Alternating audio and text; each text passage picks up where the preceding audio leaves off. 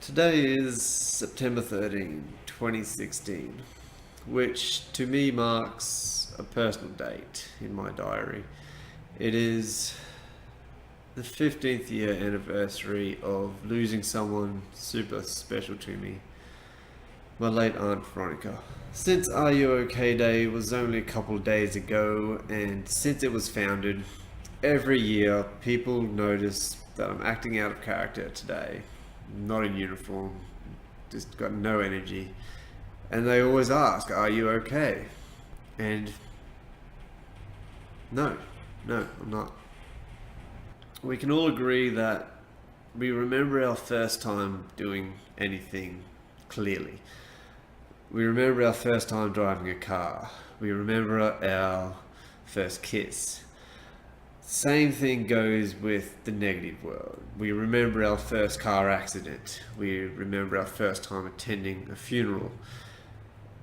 And that's because it's not the experience that stands out the most, it's the emotions that are linked to it. It's the feelings that are linked to it. People don't remember what we say or what we do, they remember how we make them feel. It's been 15 years since I lost my Aunt Veronica. In that time period, of course, I've gone through other hardships, other struggles, worse struggles. This was the first one. This was the one that really shook me to my core the first time. And I had to learn how to deal with it myself. That it's hard to explain if you've never experienced depression or anxiety yourself. It's not the loss of my Aunt Von that I mourn on this time every year. It's remembering all the emotions and feelings that I was going through in that same time period when all this happened. It's been a long time since I shared this story with anyone, because it hurts. And the rise of Are You OK Day didn't help me. It actually made it worse. I'll explain that shortly, why that is. But for that to make sense, I have to tell you my story first. The year was 2001. I was looking down the barrel of grade 12. And I had no idea how to adult. None. I joke about it today, not being able to adult. But back then I seriously had no idea. I was still a child, to say the least. I still wanted to play on swings and stuff like that.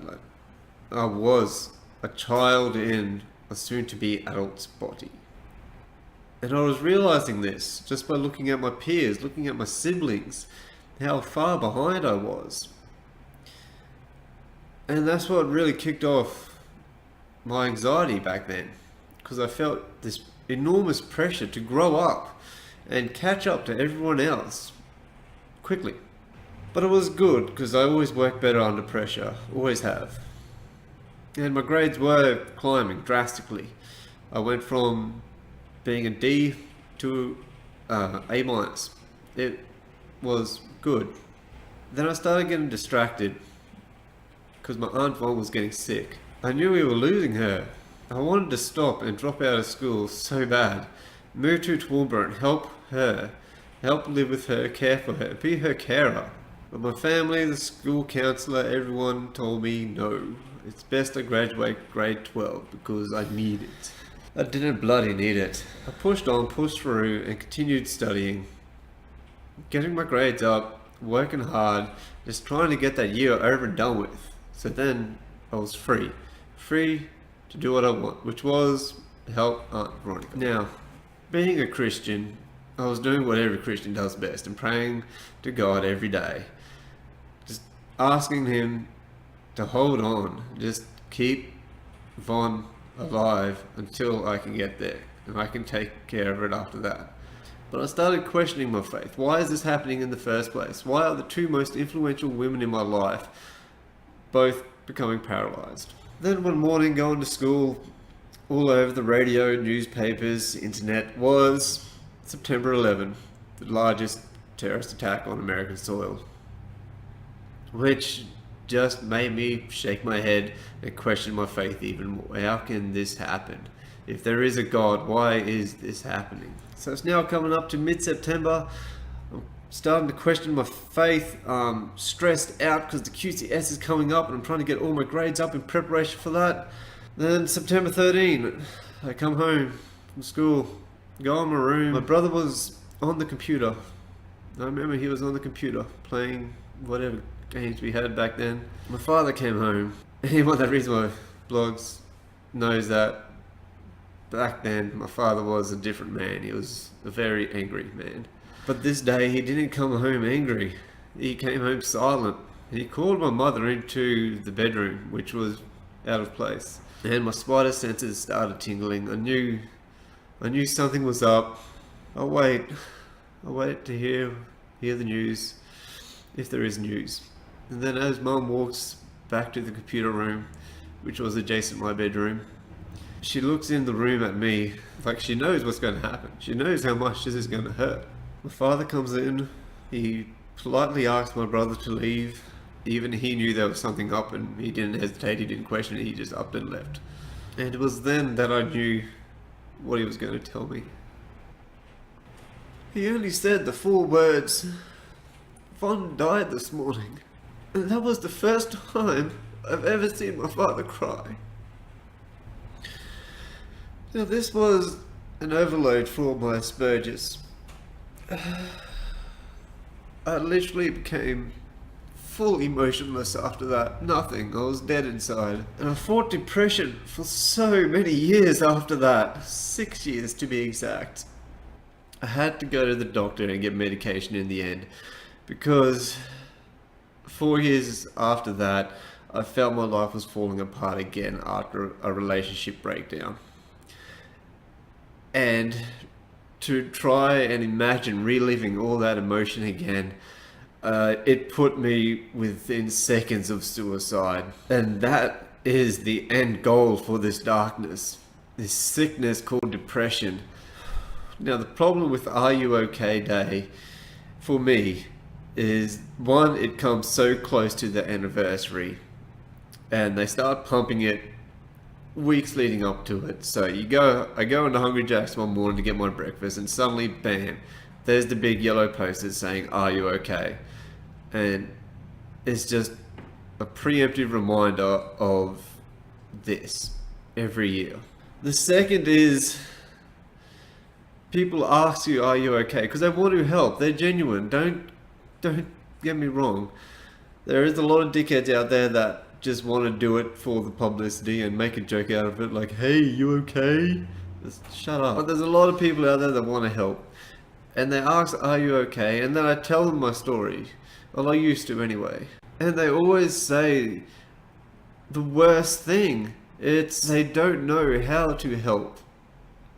They just really want to. They say things like, think positive thoughts, go to a happy place. If you had any understanding of this sickness, of this darkness, you would know that the reason we're here in the first place is because we can't think positive. It's not possible. That's why we're depressed in the first place. The second thing that people always say is, get over it. They don't say them exact words, but they may as well. That's what we hear.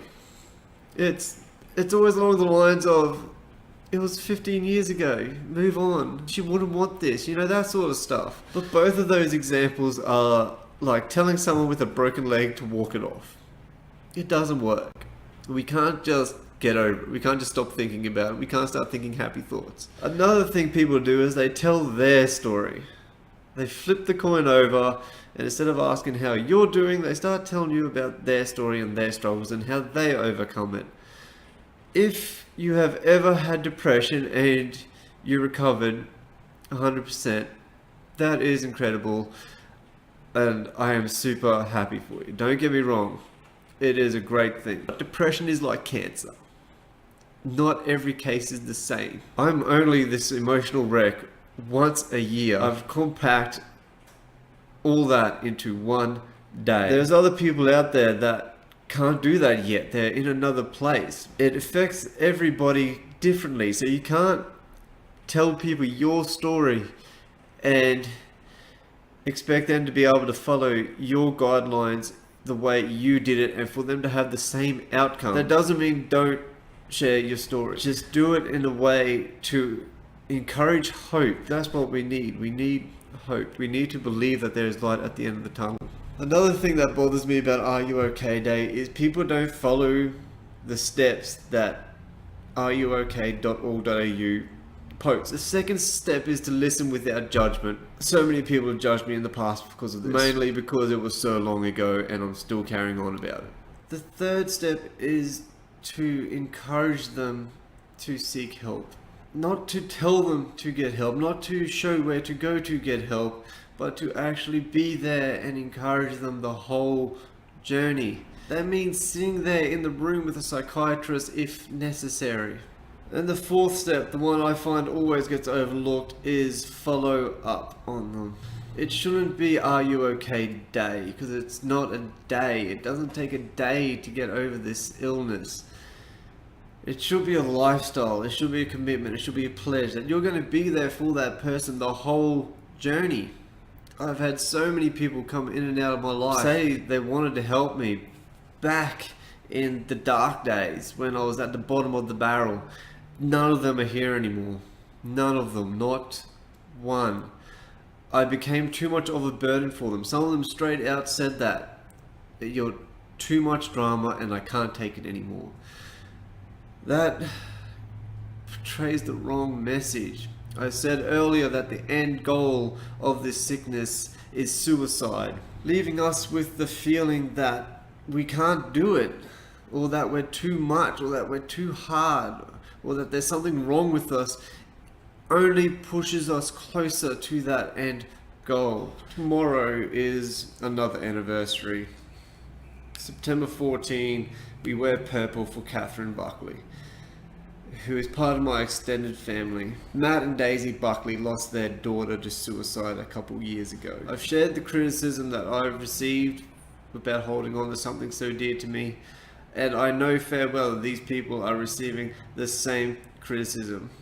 I've heard it myself. I've heard people say that they need to move on and get over it. I didn't post this video for you to come to me and show your support and love to me. I'm predominantly better now. Like I said, this is only one day a year that affects me nowadays. But the Buckley family are still struggling. It's still real to them. And knowing that they're receiving this criticism, they need all the support they can get. I will share the link for the Wear Purple for Catherine Day below. So you can go to the Facebook group and show you that you support them without judgment, so that they know that amongst all the negativity in the world, there are still good people out there that do want to help, that do care. I will be wearing purple for Catherine tomorrow, and I would love to see as many of you wearing something purple as well, to show your support, to pass forward to this family, my family. And until next time, bye now.